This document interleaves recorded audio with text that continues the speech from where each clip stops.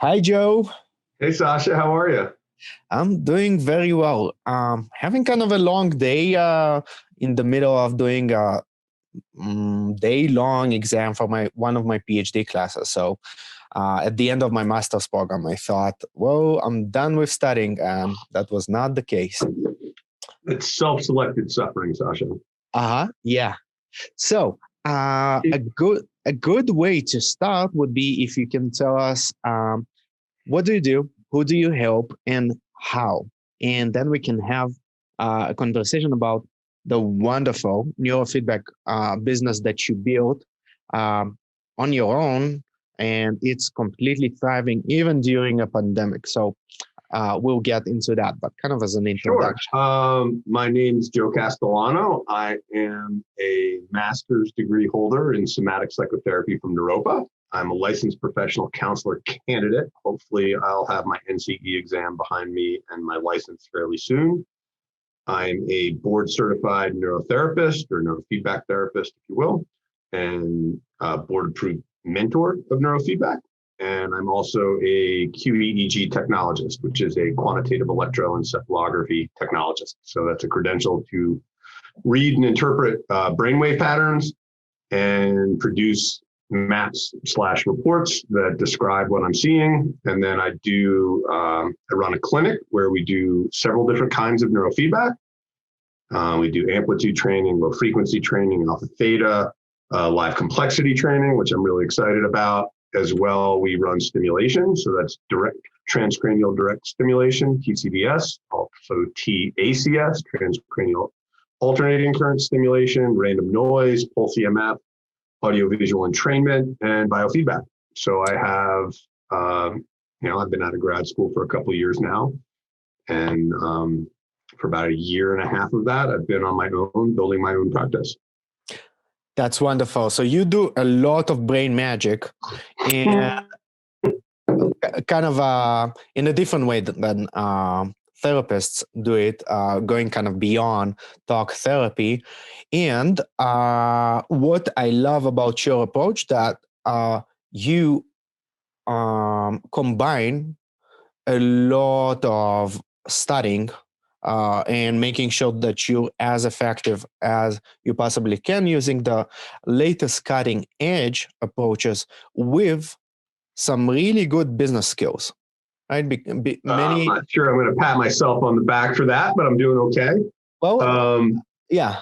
So maybe you can start with what led you to start your own business. Why not just work for someone? Wouldn't that make things easier? Well, so walking out of grad school, I was hired to run a clinic for a Denver-based neurofeedback company, a very successful pair of business partners who started that. And it made a lot of sense to me walking out of grad school to step into a job. I mean, it's sort of a unique situation because of my background, but to go and work for somebody else and get a year of experience on their dime, on their risk, and get a lot of clinical experience without being completely on my own. That was my choice. And then once I got there, I was like, all right, it's time for me to go. And how did you know it's time? How did I know it was time? My vision of where I wanted to go was something that was mine. And they had a vision of where I fit into their team and where, as a clinical director, I would add value running a clinic. And, they had somebody who did their own analysis. And I was like, I'm really committed to doing my own analysis. I've been very well trained in how to do this, and I still have a ton to learn. It's the brain. So if you're not committed to really being a student for the rest of your life, probably not the right direction to go. And I really wanted to be in control of the analysis and in control. I already had control of all the treatment planning. But I wanted to feel more confident that, with neurofeedback, yes, I'm also trained as a therapist, and I do use my counseling skills quite regularly. But we're not credentialed to prescribe medication, but we are credentialed. I am credentialed to prescribe treatment that modifies the behavior of someone's brain, including running current through their brain. And when you're going to run electricity through somebody's brain, feeling like you really have autonomy as a clinician to do it your way, it's a lot of responsibility and shouldn't be taken lightly. But I reached a place where I felt I was going to do better financially on my own and would have more autonomy to work when I wanted to work. And if I wanted to, carve out that on Wednesday morning, I'm going to go for a hike, and like, this is part of my self-care. And Wednesday at sunrise, I'm going for a hike, and I'm going to adjust my schedule because I want to. And there's a piece of that level of independence that really works for me. Yeah. And, so that's that. Go ahead. No, I mean, we're sitting here at 4:00 on a Saturday and I'm finishing up reports. And I don't mind being here on a Saturday, but in the middle of the week to want to go for a 2-hour hike and start my day that way, like, it does a lot for my sense of wellness and my enthusiasm to, work professionally in service to other people. Yeah, I think that's a big one. At least from the counselors and coaches I speak to who went into private practice, freedom being a big value. And the last one, the time freedom you just mentioned, that's kind of a pretty clear one for many. Like I can choose my own hours, and I don't have to work Saturday, but if I want to, and I do it for my own choice. And if I don't want to work on Wednesday, that can be my day off, right? So that freedom. But you also mentioned another freedom, which is clinical freedom. I can choose to work with clients the way I think would be best versus being limited. Mm-hmm. And there are resources, and for people who want to go the institutional route, I don't think that's a bad way to go. But I spent a lot of time in a prior career in corporate life and operating inside a bigger system. Like, there's resources, there's people who can help you, but I've been able to build, I'm part of a clinical group that meets every 2 weeks with Jay Gunkelman, and we all bring, really unique, bizarre EEG, and he helps us go through it. And on the other weeks, we have a study group, and we're tackling advanced concepts in electroencephalography. And so I've been able to build the resources that I feel I need clinically and with people I like working with. And so the resources and support are there. I built that for myself. And a lot of it, I really just like building my treatment plans, and, my approach to doing the analysis is, it's comforting to me, and I really enjoy the work. So having the freedom to do it my way and to combine, I really enjoy mixing neurofeedback and biofeedback and brain stimulation and biofeedback and monitoring people's physiology while you're running current through their brains and seeing how their nervous system's tolerating it, and things that are, it's not that innovative, but it's a bit ahead of where most people are at and they're thinking about this. And to be able to use like clinical experiments in a responsible way and go places where, like, my intuition tells me that when I'm running this stimulation protocol, the person is just not responding as well somatically. Their body's not tolerating this the way I would think it would. So let's just put electrodes on them and monitor this and get real data to look at it and go, okay, like, where's the right level of where the intensity, like, we want a certain intensity for a clinical serving of the stimulation technology, but not at the expense of the autonomic nervous system. And to be able to just do these things without having to clear it with anybody. Let me choose my words wisely here. These ideas are pretty well vetted. I don't want people to go off and think they're going to try this at home. I've had training in all of these things, and I'm putting the pieces together in ways that are, I believe, innovative. I'm not encouraging people who buy home biofeedback and neurofeedback equipment to start really experimenting on themselves. That's not responsible. So please hear me on that. Yeah. There's this stigma about going into private practice that it would be very lonely and you'll be isolated from the other practitioners around you. And you're saying, no, I actually created those communities for myself by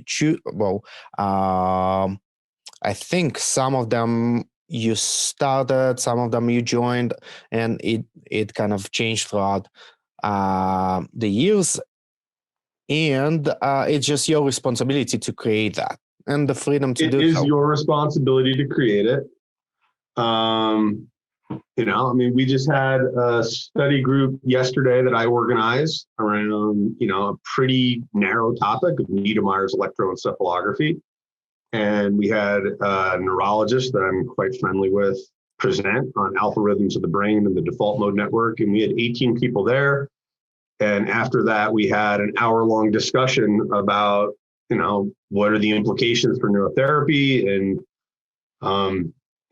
it's 18 like-minded professionals, and, we can meet by Zoom, and it's really nice in that way. For me, I'm kind of an introvert and kind of an extrovert, depending on my mood, I guess. But generally, I'm a pretty solitary human for the most part. I have a small circle of people that I'm close with, and including the two guys who work for me. We spend a lot of time together. And that's part of my approach. One, I have a vision of building something that's bigger than just me. And the idea of just being in a room in a, filing closet of sorts with a lot of different clinical rooms and just being on my own, that wouldn't be my way of being in the world. So I've built something that's different than that affords me a lot of different opportunities to have close friends in my work environment, to have a hand in shaping a company culture of continued education and ethical practice and supporting each other. And it's really, that's a lot of fun for me to see, folks growing and coming along and developing their skills. And if you're going to go the independent practitioner model, you will want to give some awareness to, especially in, 2020, 2021, restricted exposure to people about where you're going to have that social contact, because it's really important for your brain's wellness to interact with human beings. But it can be done. And you can also have a bit more of a selection process about who gets to be in that bubble with you. Yes. So today you're already working, you go into a group practice, which is just, once again, you can be proactive and actually create the environment you want to be working at. And it might be a good idea to join one at the beginning.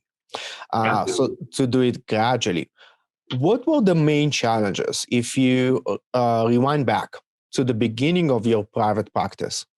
It wasn't all easy. No. There was a lot of real stressful moments. Yeah. So what were the biggest ones and how you overcame them? Well, in private practice, one of the big things, the work that I do is a bit cost prohibitive because there's a lot of upfront hardware and software expenses. So that was, quite a while of making a bit of money and reinvesting it and really we're only a year and a half in. So, the first year was really a growth phase and it was lean at times. Mm-hmm. And, so that would be a big one. We had a partnership with a medical doctor who was providing insurance billing for us and administrative support around that, which, really the business grew so fast in that way. But the margins weren't as good. And that business got acquired by a bigger company. So now we've gone to a cash basis and we've rebuilt it now and we're doing better than we ever have. We're trying to grow responsibly because of the current healthcare crisis. But yeah, I want to pause you for a moment because you mentioned something important. If you want, you don't have to, but you mentioned that you had a big investment upfront. Mm-hmm. Now, whether you mentioned the figures or not, it was way bigger than the investment for quote unquote regular talk therapist, counselor. Definitely. Way coach. bigger. Yes. I've got 1, 2, 3 EEG amplifiers, 2 current generators, a pulse EMF generator, another neurobiofeedback device. I mean, none of these boxes are cheap. And what would your advice be? Many times counselors are extremely scared of taking financial risks, right? Or / investing in their business. And of course, different people have different abilities. And so far, building a business without any investment, I haven't seen that happen ever. No, there's going to be, but I mean, if your investment is like a few couches and some chairs and a few things to hang on the wall, like, and little things to make it a pleasant room to be in, that's not, if that's prohibitive, then you're not ready to go. And I think that it's really important. Now, I've spent 12 years in the recruiting business as a prior career, so I have a different perspective that I hope is of value to people who listen to this. Check yourself in a Myers-Briggs sense of things. Like, what is your personality? Are you somebody who like is totally comfortable going out there and getting business and talking to people and, you know, can balance like being self-confident and having some modesty and humility in the way you present yourself, and yet still be kind of unapologetic that you have a practice and you have skills to bring to the world? Like, what is your mission to bring to the world? Why are you doing this? And if you're going to own that in integrity and be like, I'm here because I have a vision of what I'm going to do, then that vision probably needs the creative freedom for you to go do it on yourself, for yourself. And if you're somebody who's like, no, that's not me. I don't like taking risk. I kind of like it when my job is like well-defined and here's the job description. And then if stuff is outside that job description, I have resistance doing it, my job. If you have an internal resistance at your place of employment that like, I walk by the trash can and it's full and it's not my job to empty it, then like entrepreneurship may not be your gig, because all of that other stuff is like a whole other job. And you're going to have to do both jobs. You're going to have to do the job of the clinical practice and continuing education and clinical support. And how are you going to, and who's going to be your supervisor? You're going to have to solve all of that. And then you're going to have to deal with, where's my space? Is my insurance documentation in order? Do I have all my documentation on file correctly with the state? Do I have a bookkeeper? Do I have an accountant? Do I need people for that? If it's just you, you probably don't. If it's you and a couple other people, be careful about trying to be your own bookkeeper. You might make a big mess for yourself. So it's really important to check like what's your personality and what's your vision. And if you're somebody who's really passionate about like, I have a mission, I am called to do this work in this way with this population, and I'm going to go get it, then, there's a lot of freedom and responsibility that comes with being an entrepreneur, but it also gives you a capacity and opportunity to like bring your vision into the world. That if you work in an institutional setting, they may or may not be very interested in your bigger vision. Like, you have a job to do. That's your job. It's this box. Yes.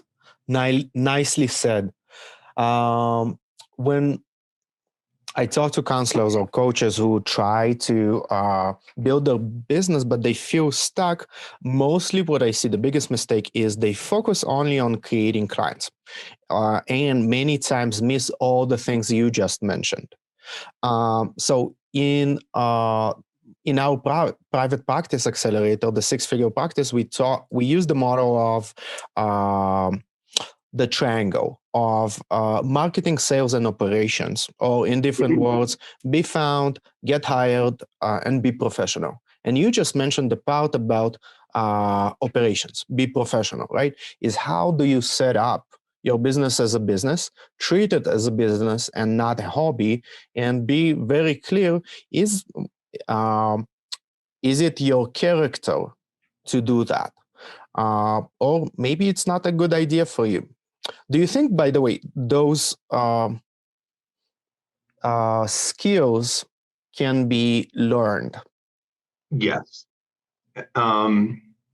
I believe that almost all skills can be learned to a certain extent. And there's always the question of how in alignment is it with your personality?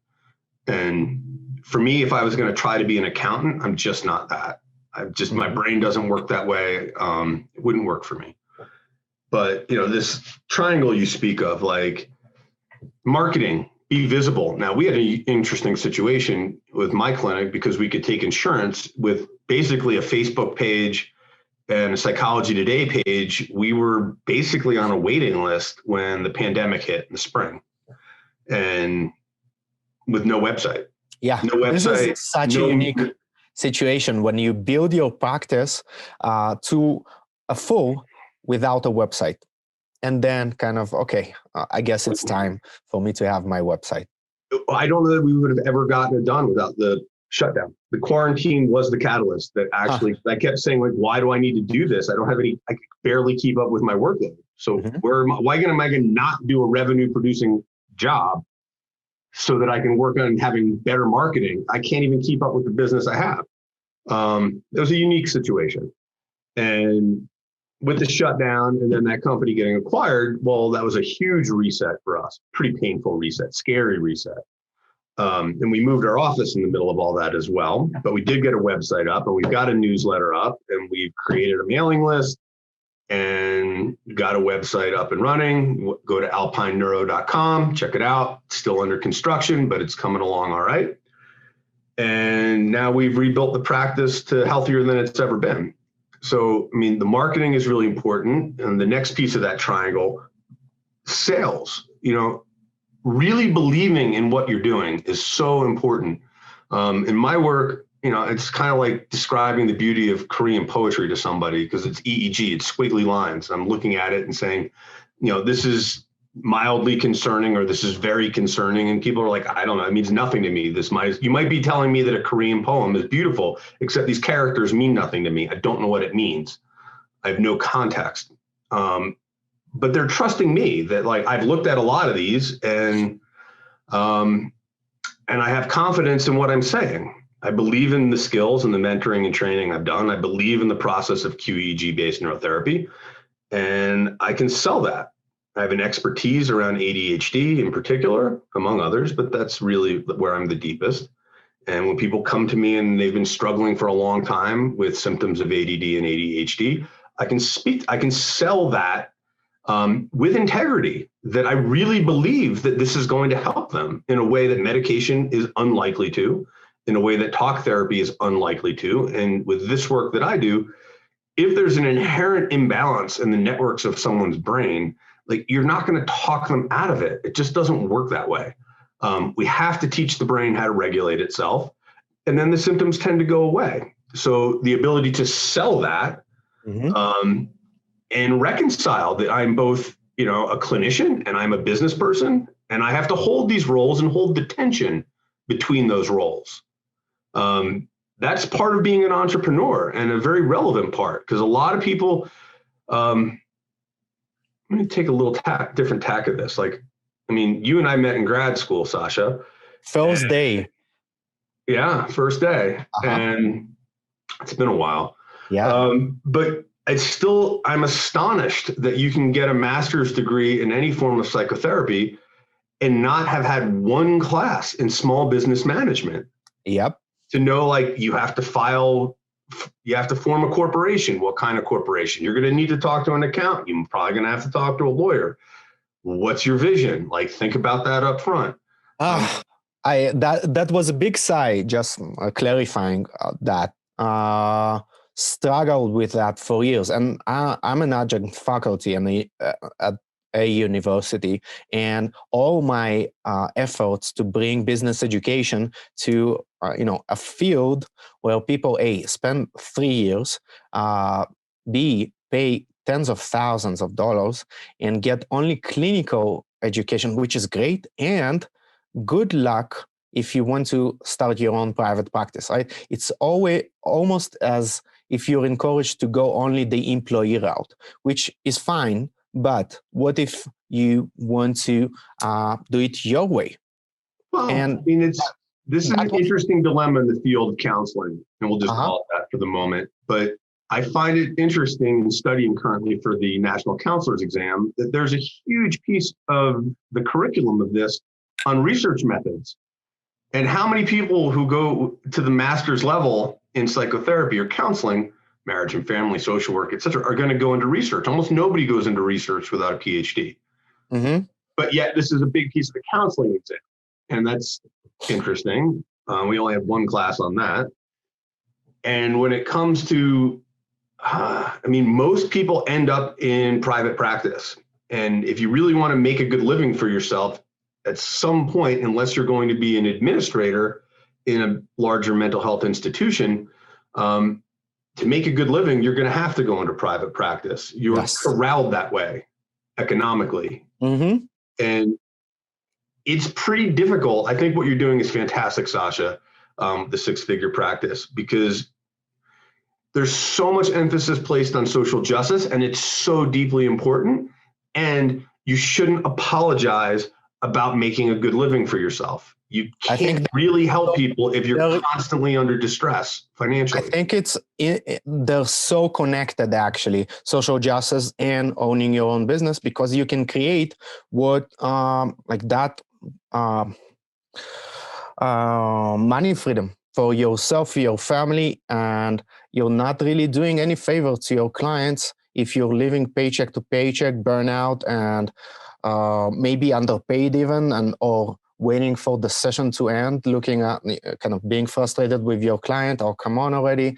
And if you build it as a successful business, there's no limit to how much you can give, right? If I have a very successful private practice and I have pro bono clients, I have a client who pays $1, and it's all doable because my business is structured as a successful business. Absolutely. So, yeah. And we have, several deeply sliding scale clients where, we've people who come in here and they're really struggling and they can't afford it. And, as long as they can work with us on the scheduling, and I have a hard time giving away a 5 p.m. slot to a deep sliding scale client when there's, those slots are coveted and there's people who really, really want them. So, that's not fair to me to do that. But if they can come in the middle of the day when we generally have some space, and having the freedom to do that.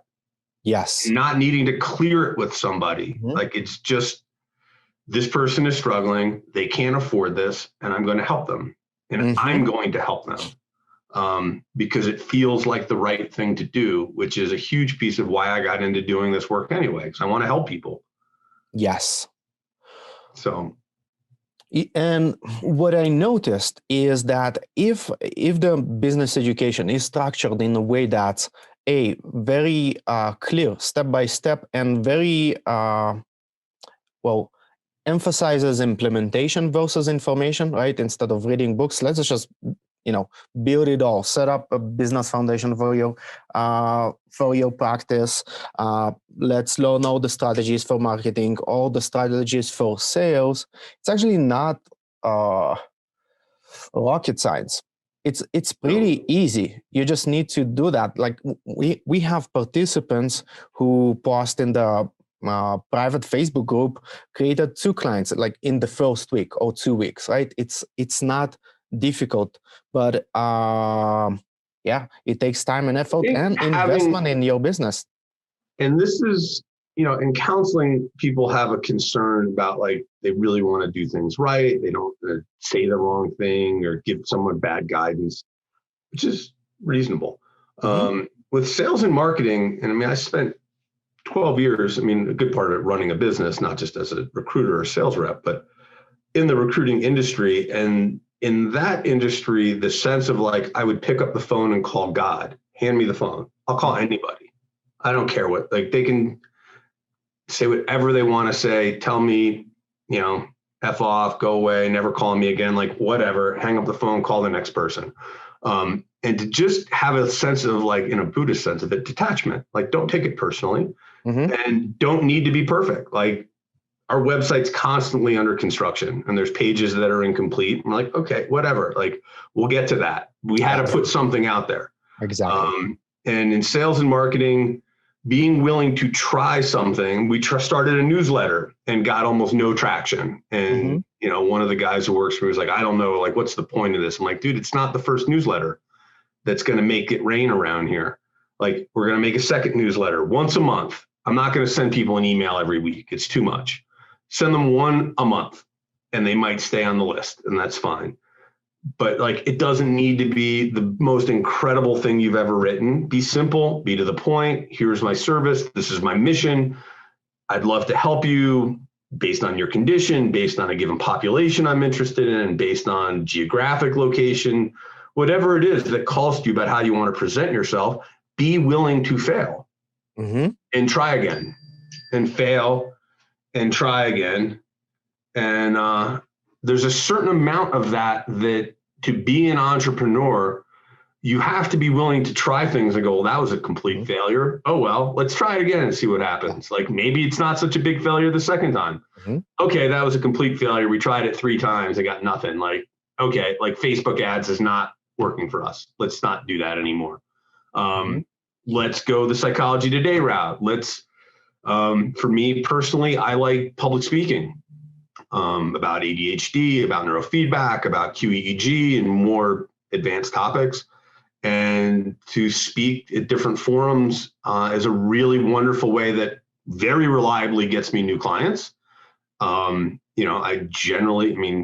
I get paid to speak and sometimes I don't. But, if I get a room full of people and I can talk about something I'm really passionate about, somebody puts their hand up and says, I need neurofeedback for myself, for my loved one, my child, my coworker was asking about this, whatever it is, like, something good always comes out of it.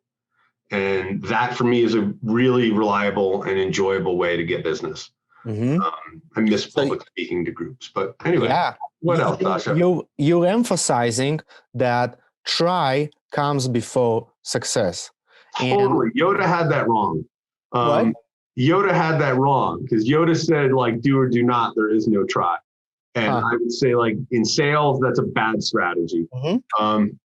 You're going to have to try stuff and just laugh about what a failure it was.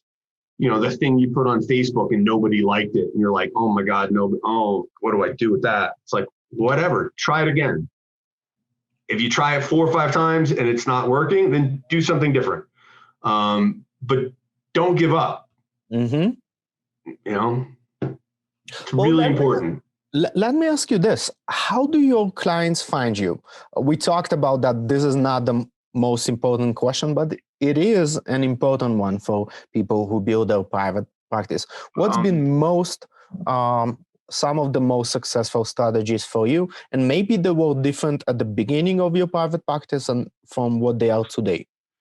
Well, I had a lot of clients follow me when I went out on my own, which, has a bit of an ethical pitfall for a lot of people. I didn't have a non-compete, and it was, I'm still quite on amicable terms with my former employer, but so that was from go. And then when we were able to take insurance, just having a psychology page and a LinkedIn page was enough.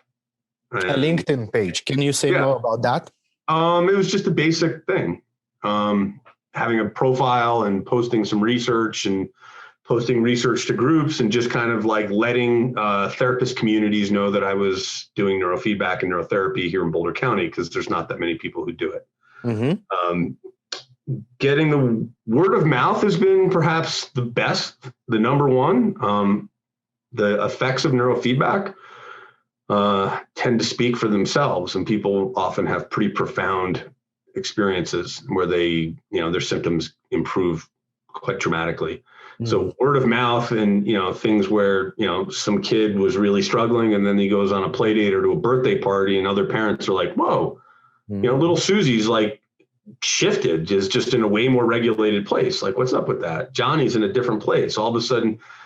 So that kind of word of mouth has been a really good source of business for us. And the public speaking, quite reliably, getting involved in community outreach work has also been helpful. I'd be careful with your time around that one.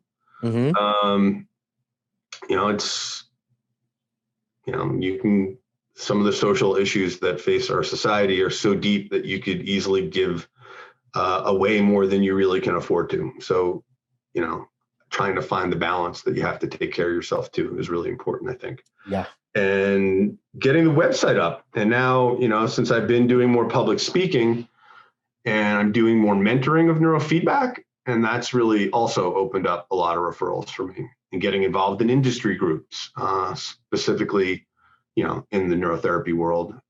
And people, have a sense that I have a decent idea what I'm doing, and they're comfortable referring to me. And, often if, we put flyers up at CU, which is a really good source of business. We put flyers up at climbing gyms. I've been an avid rock climber for quite a while, and have a real, alpine neurotherapy. I used to do a lot of alpine climbing, and, the love of the mountains and the love of this work kind of like brought me to the name. And so that's been also a great source of referrals. And,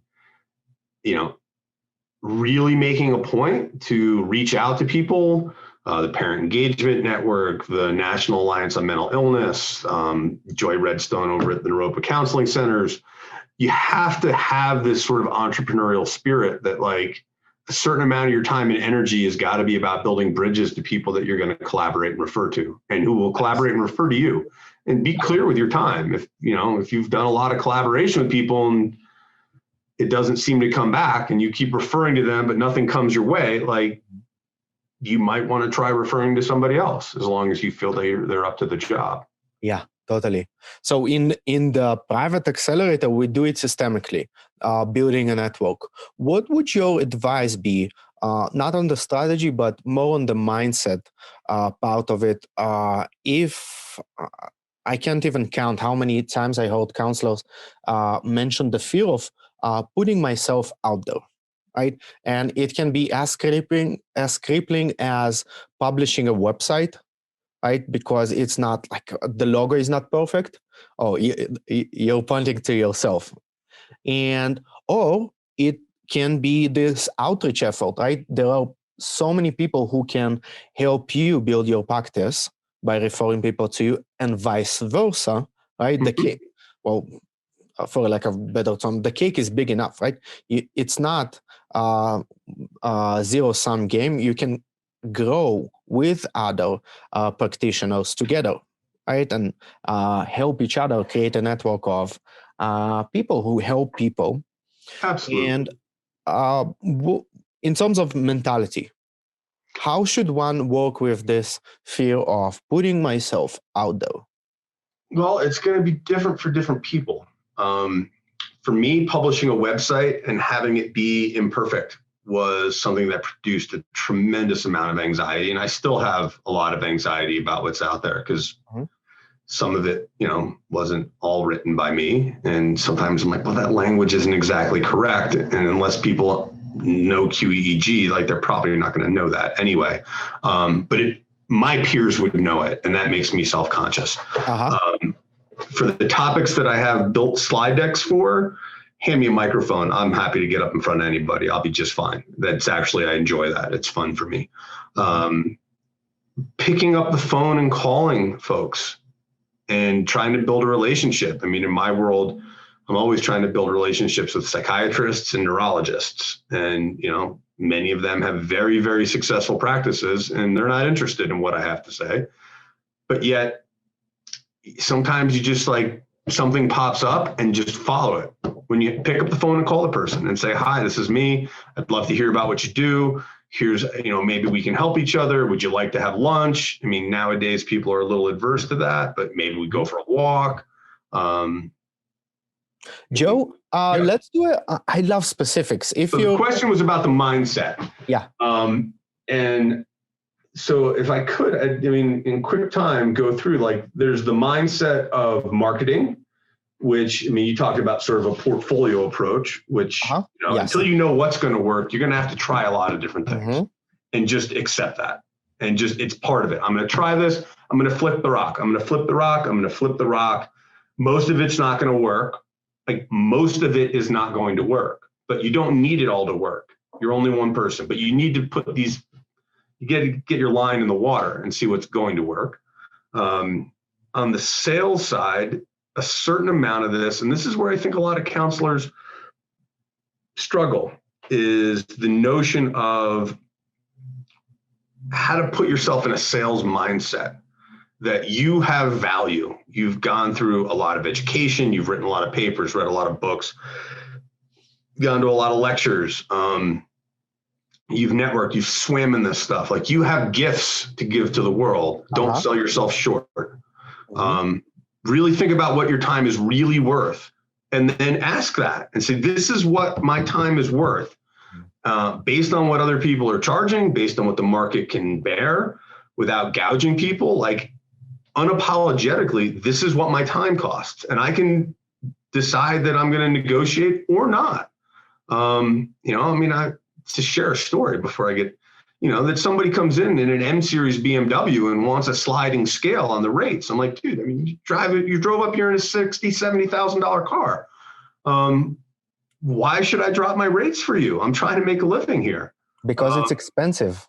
The BMW it is expensive, and they're welcome to ask. And, being clear as a salesperson, as a business person, where you're willing to bend and where you're not. And so being clear on your boundaries.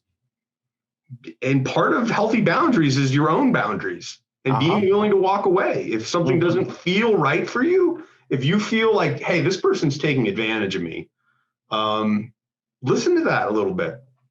Yeah. You can take it to your supervisor if you think you need to, or professional support group. But the mindset of having a vision, working on that vision diligently, and like finding the joy in it, of just the unknown, and you just don't know. I mean, with counseling, people come in, you don't know what's going to come in the room when they walk in the door. But it's different when you have to like go out into the world and project yourself and say, hey, look, like, I think what I'm doing is really special, and I'm calling in these kinds of clients and this population, and this is what I'm charging. And, when you talk to people, like, you might want, if you're going to have a real referral relationship with people, you might want to like get clear with each other about like, hey, where's your sliding scale limit? Like, if it's the person can't afford to pay this, where might you not be interested? These kinds of conversations are often awkward and uncomfortable, but it's really important to be willing. As an entrepreneur, you've got to be willing to discuss the business details of your business appropriately. And, if you're going to take on, as I did, I've got an office, I have 2 people working for me. We're looking to hire a third. Something to remember as you grow, and like, yes, there's an economy of scale, and if it all works out, you can do better than you would have done on your own. But as an entrepreneur, if you have some ridiculous thing like we've encountered in 2020, where all of a sudden, the market goes against you, like, you're the person who eats last. This Everybody is else. so important, Joe. I specifically am talking about how you pivoted your business and how flexible you are and able to adjust to external circumstances. I listened to this Dan Kennedy program, and he was talking about that crisis doesn't necessarily hurt businesses. It mostly exposes businesses that are not set up well and are not flexible enough. We have one participant in our private practice accelerator who is offering massages, like that's his thing. And COVID hit, and he cannot touch people, right? Especially at the beginning when, we were cleaning surfaces all the time. That was like the big thing, right? So found a way to pivot. He started offering online packages, teaching people how to do self-massage, especially for the face and the eyes, and people started buying. So it's like, the ability to be flexible and creative and not buy into excuses. Could you say about the importance of pivoting, maybe using your own example? How were you able to succeed even during the pandemic? Well, there's a few pieces of it. I got very lucky. And right as we were about to go on a waiting list, I got a corporate account to process files for a chapter of the Denver Fire Department. And they basically brought a truck up to my office and dumped 45 sets of EEGs and said, here, we want you to process all of this. And then was it just luck? No, I mean, I made my own luck. I was in the right position. thought about, as a person who worked in the recruiting industry, to me, thinking about like, who am I partnering with? What's the potential of this doctor, that office, this chiropractor, an eye doctor, because I look at EEGs, and if the eyes aren't tracking symmetrically, I'm like, oh, you need to go see an eye doctor. I need somebody to refer those people to. Yes.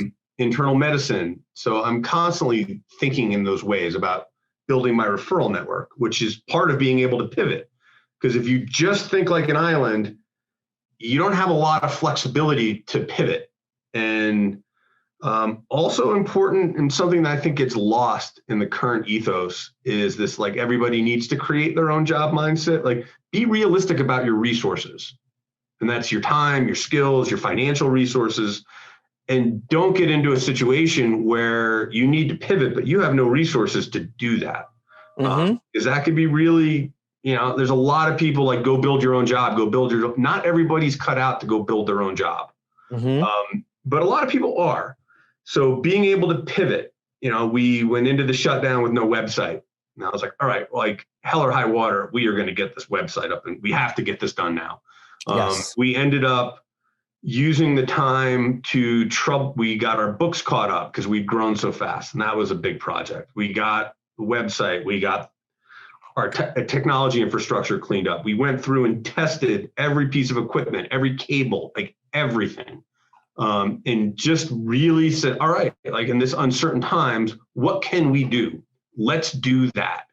And let's really use this time as productively as we can. And, in the early phase of this, when everybody's like, look, I have no data about what's coming, it sounds really scary. I don't know. Are we going to get hit hard? Are we not? Nobody knew. So everybody was I was very quick to shut my office down and pull all the equipment out.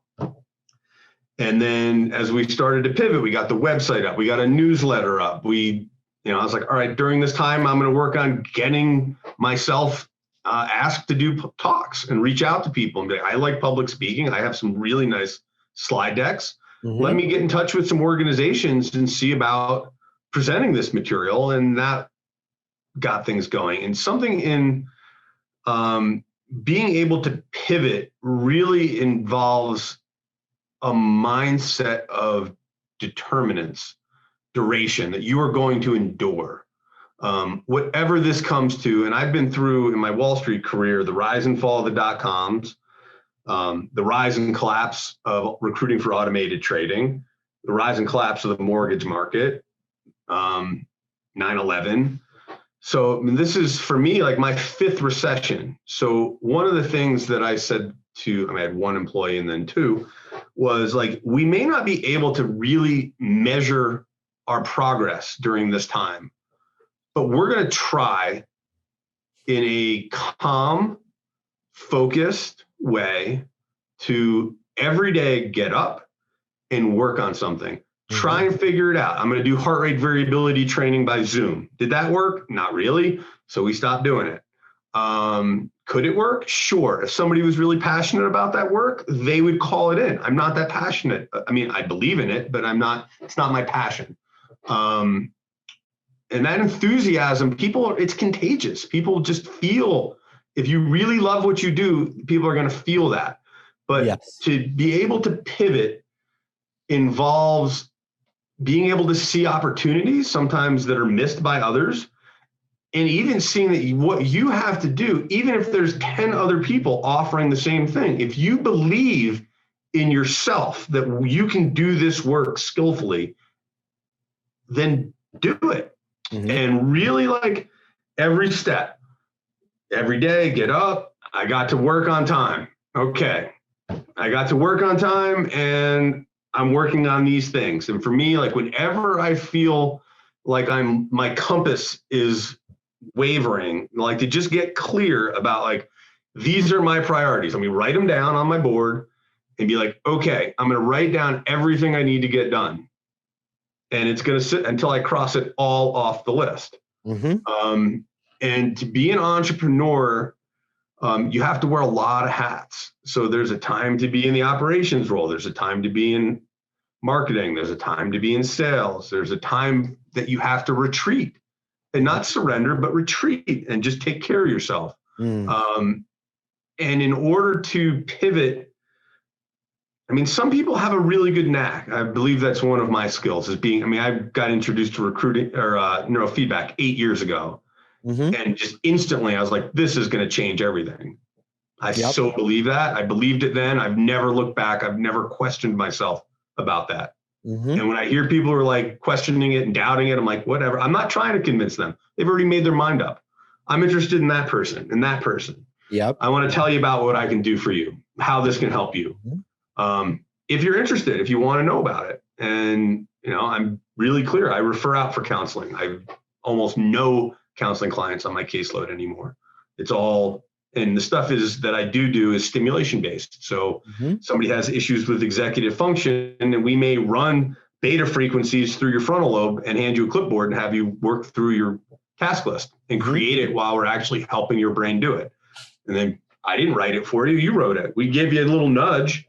And I believe in this work. So, I mean, to be able to pivot in difficult times requires a sense of determination, not forcing it, but just like an internal well that I believe in what I'm here to do. I believe this work is going to help people. And whatever the world throws at me, no matter how blown out and defeated I feel when I get home at 6 or 7 o'clock at night, I'm going to do my best to take care of myself and get up and try to meet the day with a cheerful attitude and try again and keep trying. And over time, like everybody has to go through this, like phases of forming a group. There's no way around the storming phase. You're not going to do that. If you're going to really build a private practice, you're going to have to believe in yourself when people will question you and will tell you about why they doubt you. And you're going to need to hear it, check yourself and say, okay, is there something for me to learn here? Is there a skill I need to develop? Is there something in the way I presented myself that seems uncertain about my mission and that they're picking up on? And the more in alignment you are with what you're here to do, like for me, like the motivation comes much easier. And also, I mean, a little lost, maybe not the right spot in the conversation, but to be an entrepreneur, there's a certain amount of like, you're going to have to attend to whatever your Achilles heel is in this pile. It could be bookkeeping, it could be administrative work, it could be the website, probably the website, like, you know, you're probably going to have to write most of it yourself, but like hand that stuff off to somebody else.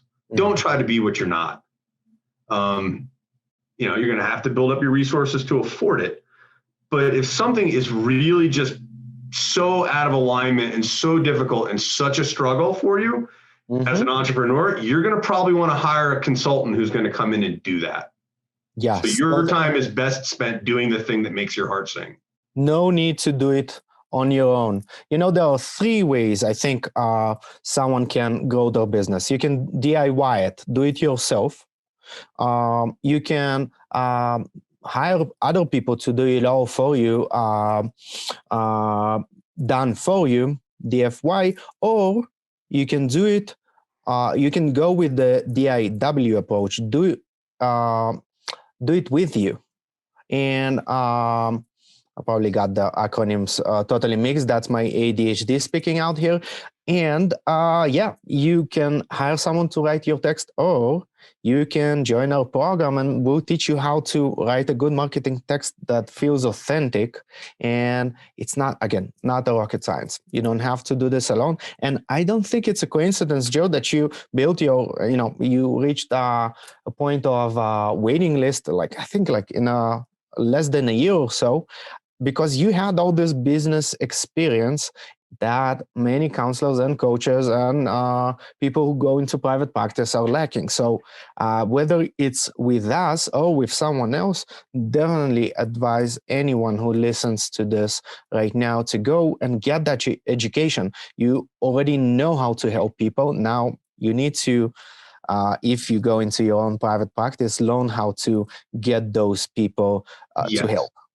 You know, I had a 12-year prior career in recruiting. So I came up the ranks as a junior recruiter, senior recruiter, sales rep, senior sales rep, time at a large hedge fund on the corporate side, 7 years of running my own recruiting business and managing a team of people who are doing this work.